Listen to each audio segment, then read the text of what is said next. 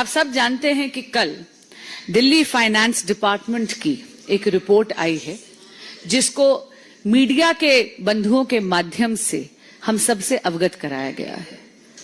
इस मीडिया की रिपोर्ट, इस दिल्ली फाइनेंस डिपार्टमेंट की रिपोर्ट से ये स्पष्ट हो गया है कि दिल्ली की अर्थव्यवस्था के विध्वंस के लिए पूरी तरह जिम्मेदार हैं माननीय अरविंद केजरीवाल जी, आम आदमी पार्टी की सरकार और माननीय मुख्यमंत्री आतिशी जी जो दिल्ली की वित्त मंत्री भी हैं।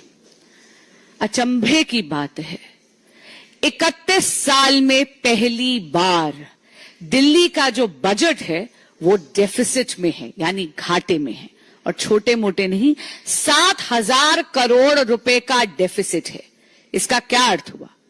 इसका अर्थ यह हुआ, पहली बात, कि दिल्ली में जो एक्सपेंडिचर है यानी खर्चा, वो दिल्ली की इनकम या दिल्ली की आय से कहीं कहीं ज्यादा है।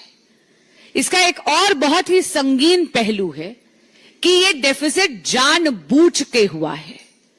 आपको याद होगा जब विधानसभा के पटल पर यह बजट पारित करा गया तो तब माननीय सीएम आतिशी जी ने, जो तब केवल वित्त मंत्री थी, उन्होंने दिल्ली के बजट के सरप्लस होने की घोषणा करी थी।